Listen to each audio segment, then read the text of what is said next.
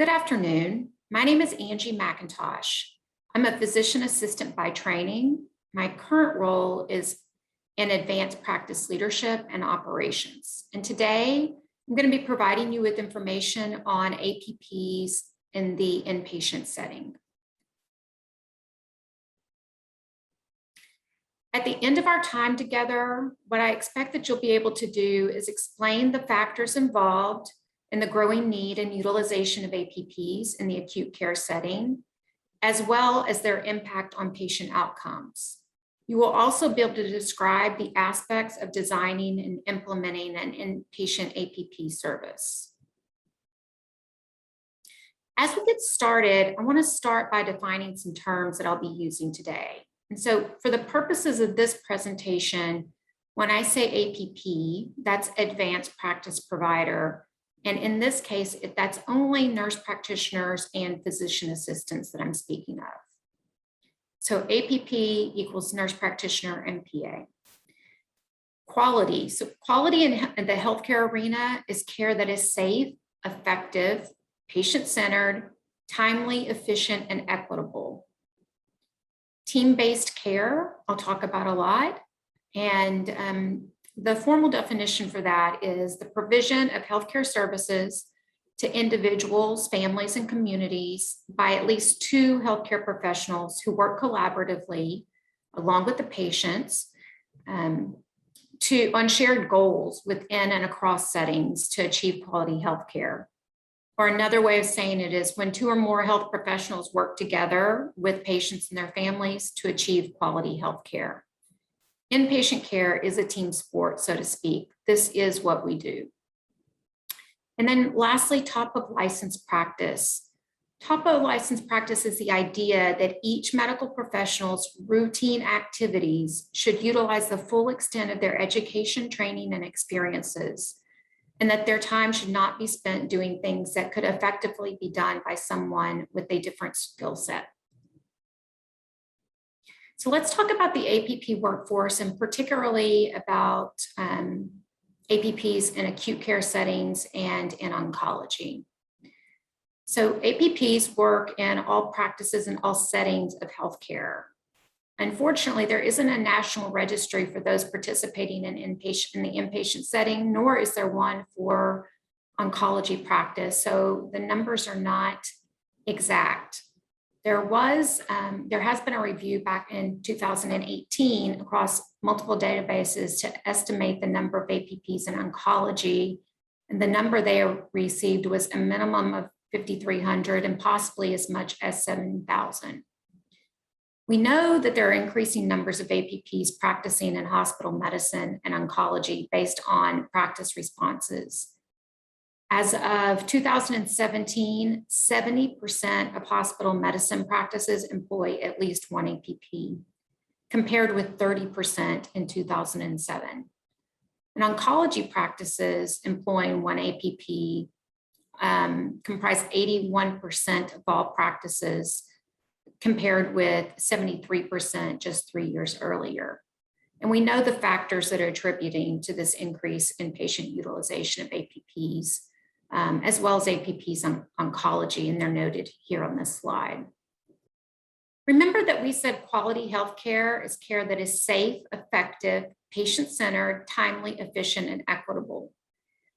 So to show that, I want to highlight 4 studies showing APPs providing quality inpatient healthcare. 2 are evidence-based reviews of inpatient care, and 2 are oncology inpatient-specific studies. The 2 acute care reviews are from 2008 and 2019. Kleinpel et al. Reviewed all available studies that describe the role of an APP in acute and critical care settings between the years of 1996 and 2018.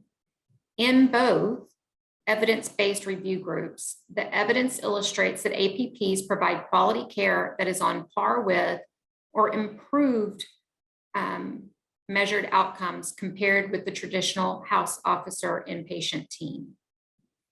The first oncology review and data that we will look at is from 2013, when Dr. Glotzbecker and team at Dana-Farber Cancer Center and Brigham and Women's Hospital compared quality outcomes between a PA and physician team and the traditional house officer and physician model for inpatients.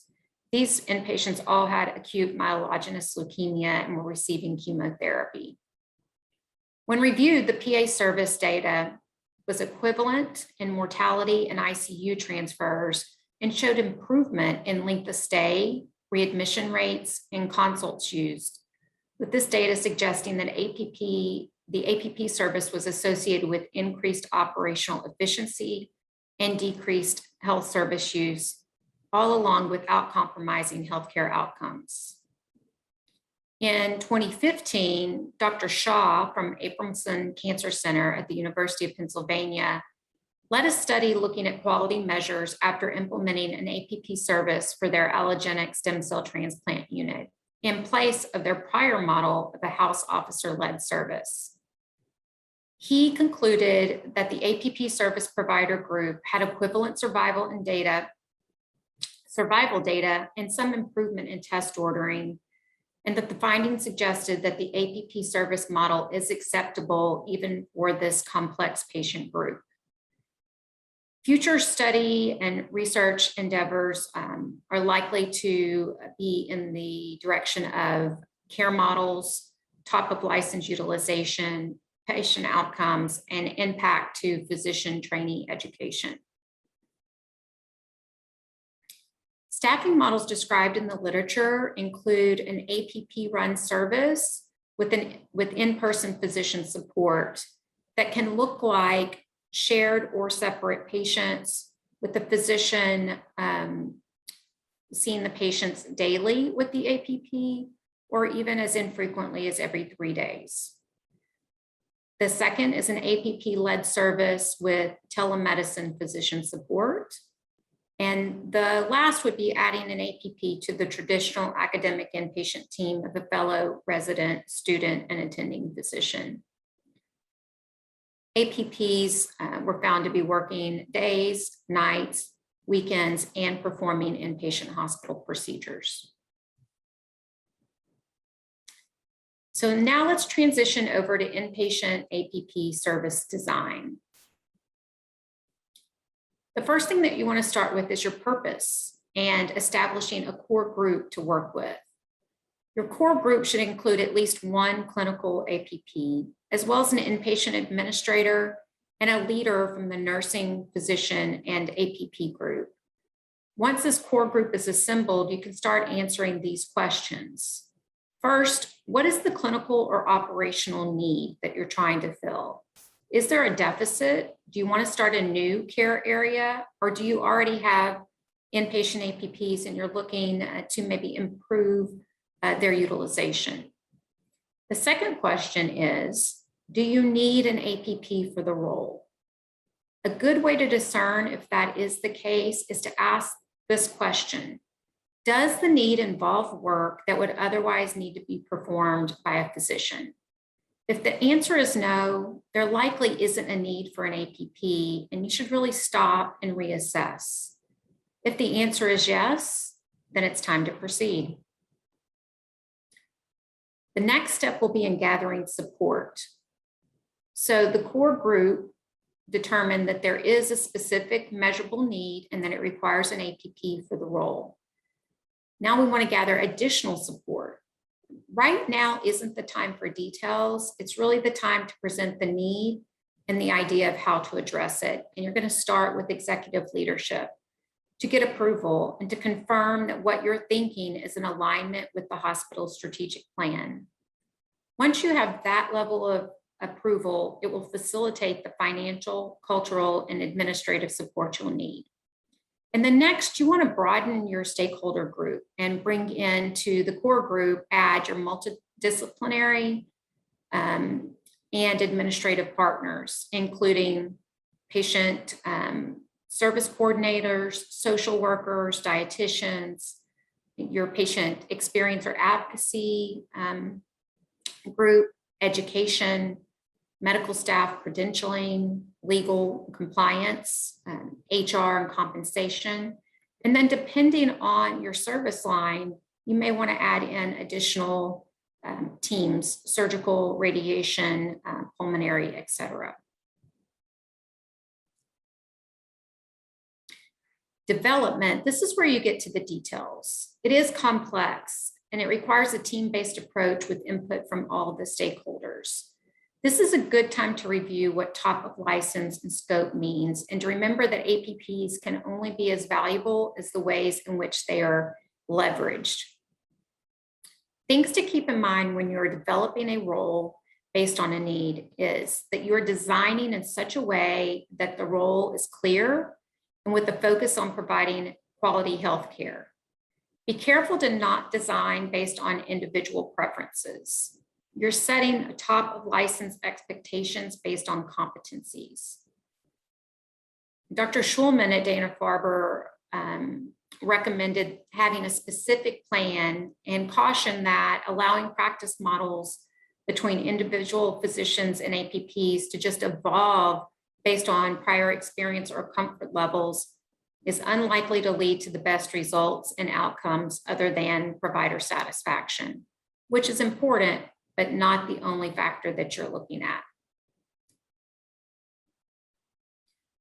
Regulatory. This is one that's really important to understand from the beginning. So in your design, you're going to want to consider what the laws, rules, policies of your state hospital and medical staff are, as well as the hospital accrediting agencies. Keep in mind that these factors will vary depending on the APPs that you're going to utilize or nurse practitioners or PAs. Nurse practitioners are governed by state nursing boards, whereas PAs fall under the state medical board. It's okay if you don't know the answers or even really all the questions you need to ask. Do your homework, research, and then utilize your stakeholders on your design team who have expertise in these areas. You'll use the knowledge that you gain here when you develop your collaborative practice agreements. The collaborative practice agreement includes protocols for communications, procedures, conflict resolution, scope of practice, and facilitates upfront discussions regarding expectations and productivity measures. Metrics. So you have a reason that you want to start the service or bring in a new advanced practice provider to the inpatient setting. Planning of how you want to measure that is important. Go back to your purpose. What is it? How can you measure it? And set up a practice in such a way to impact that. And also consider, might you want to research or publish this data going forward? The position description and the process of developing it helps you to think through the new role, from the ideal candidate to the daily activities. I strongly encourage you to go through the thought exercise of working through the PD without using an existing one. It's valuable in this design process. You can always compare yours with an existing one later. And of note, when setting up the reporting structure, best practices for APPs to report directly to an APP leader or a physician. In addition, to what's on the slide, you'll also want to consider staffing and patient ratios, physician coverage, and additional financial expenditures, such as any equipment needed for this team. Competencies and privileging. What competencies are required for this role? Will the APP be performing procedures? What are the steps for APP privileging? And do procedure protocols exist, or do they need to be created? You will also want to think through how you will assess competency by setting up both focused and ongoing professional practice evaluation plans. And then tools for success.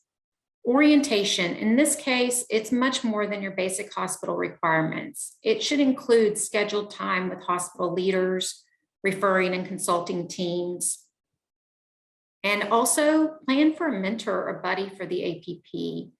Hopefully that would be somebody who knows the hospital and is well connected and experienced in teaching and mentoring. Prepare an education and training plan for the APP that hits all competency areas.